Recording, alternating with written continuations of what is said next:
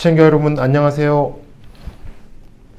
코트라가 알려주는 라틴 아메리카는 지금 코라지 25년 4월호 시작하겠습니다. 코라지 진행을 맡은 코트라 중남미 지역본부 본부장 김지엽입니다.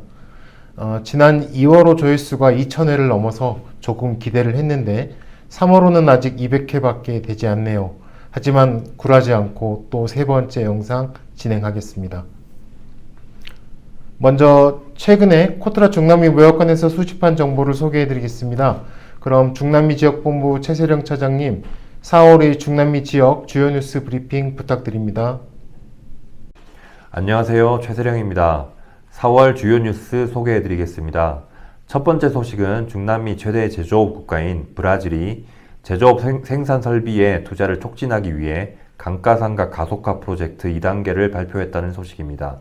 이 소식은 상파울루 무역관 곽영서 과장님이 전해주시겠습니다. 상파울루 무역관 곽영서 과장입니다.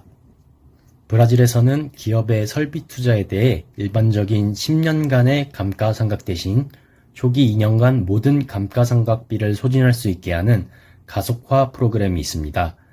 2024년부터 실행 중인데요.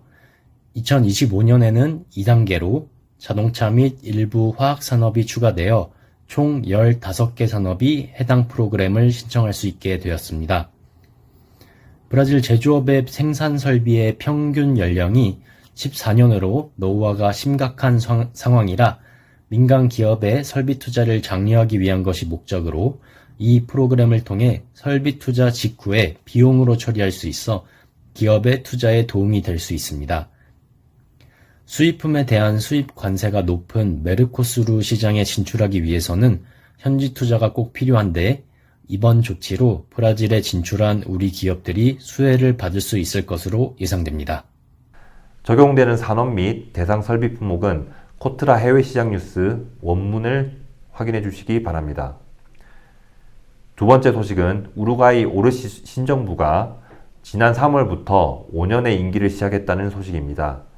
자세한 소식은 관할 무역관인 부에노스아이레스 무역관으로부터 들어보겠습니다. 부에노스아이레스 무역관 배성현 과장입니다.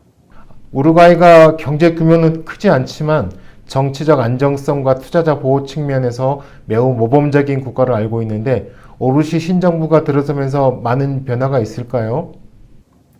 우루과이의 경우 지난 2005년부터 2020년까지 타바레 바스케스, 호세 무이카 등의 좌파 정권이 집권한 적이 있고 이번 야만도 오르시 대통령이 5년 만에 다시 좌파로 정권을 찾아온 셈이 됩니다.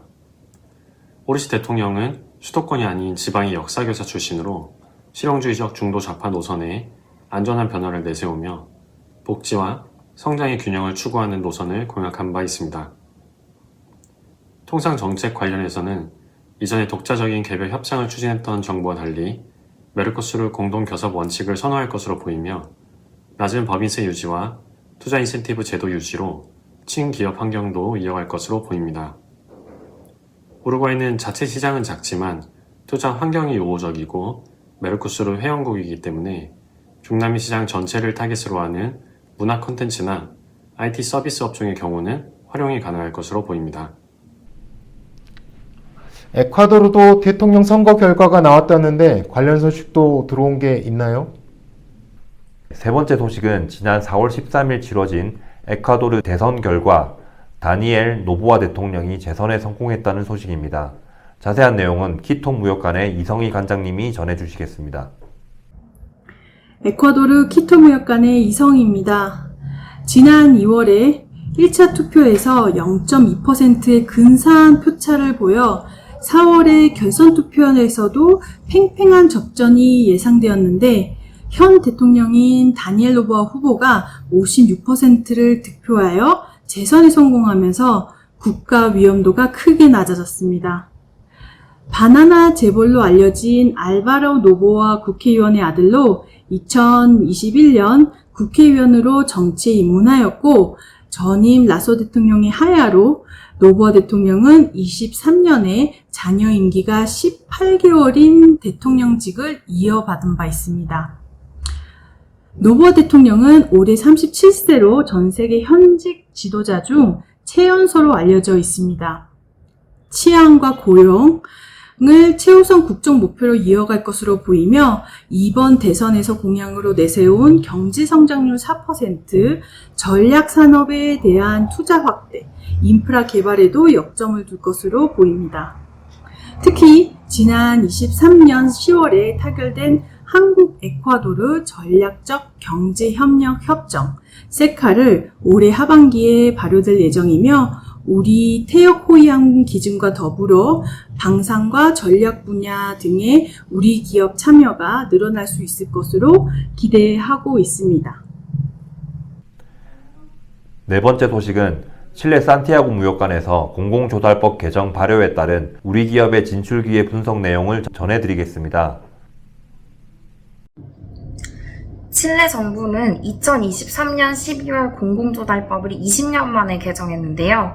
청렴성과 투명성 기준 강화가 주요 골자라고 할 수 있습니다.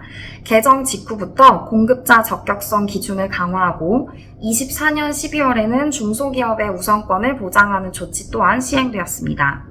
오는 6월부터는 입찰 참가 기업이 사전에 고시된 규격보다 나은 사양을 제한하는 것도 가능해지고 공개 입찰 방식에 실시간으로 인하된 가격을 제한할 수 있는 역경매 제도도 도입되는 것이 특징입니다. 우리 기업들이 관심을 가질 만한 부분은 해외 기업이 현지 유통업체 없이도 직접 경쟁에 참여할 수 있게 된 것인데요. 이제는 현지 파트너가 없어도 원청 기업으로 참여가 가능하다는 것으로 풀이될 수 있겠습니다. 또 올해 12월부터는 공공사업부의 인프라 관련 프로젝트도 공공조달법에 적용을 받게 되므로 관련 기업들의 많은 관심이 필요합니다.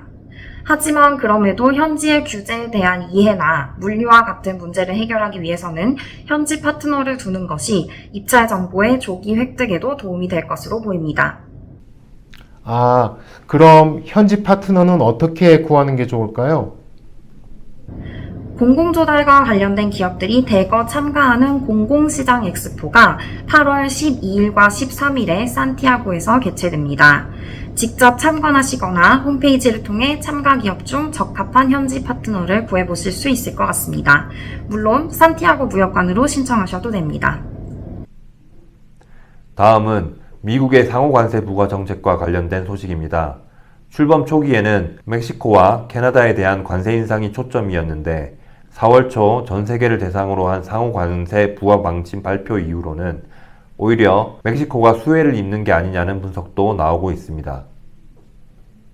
미국이 발표한 대로 우리나라 제품에도 25%의 관세를 부과한다면 아직까지는 USMCA 적용을 받는 멕시코 제품이 더 유리하겠네요.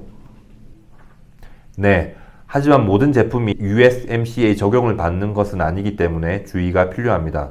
자세한 내용은 멕시코시티 무역관 박서영 과장님이 소개해 주시겠습니다. 멕시코시티 무역관 박서영 과장입니다. 현재 멕시코에서 미국으로 수출할 경우 적용되는 행정명령은 지난 1월 20일 국제비상경제권한법 IEPA에 따라 펜타닐 유입과 불법 이민을 막기 위해 미국이 멕시코산 수입품에 일괄적으로 25% 관세를 부과하려 한 것입니다. 3월 7일부로 USMCA 원산지 규정을 미준수한 경우에만 적용되고 있습니다.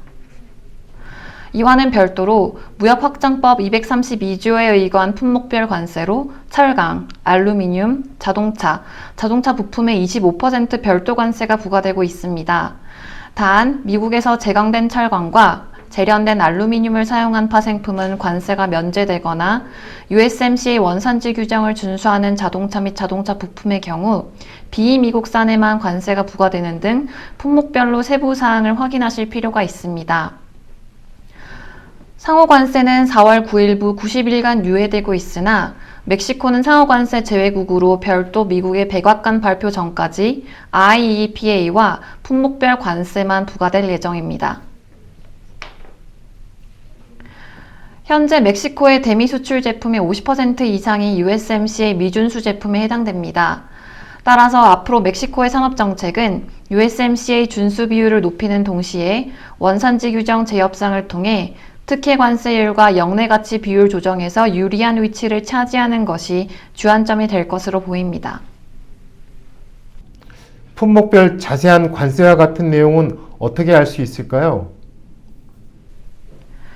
관세 대응 119 종합지원센터나 멕시코시티 무역관으로 문의 주시면 자세한 내용은 안내받으실 수 있습니다.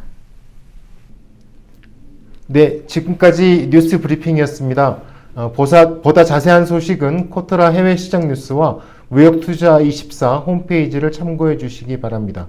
4월 중남미 주요 소식 살펴보았습니다. 그리고 지난 2월 코라지 편에 화장품 시장 관련 정보를 요청하신 분이 계십니다. 관련된 내용은 5월 코라지에서 다뤄보도록 하겠습니다. 이렇게 평소 중남미 시장에 대해 궁금하셨던 사항을 댓글로 남겨주시면 여러분의 궁금증을 해소해 드릴 수 있는 코너도 진행하고 있으니 많은 참여 부탁드리겠습니다. 그럼 오늘 방송은 이것으로 마치겠습니다. 감사합니다.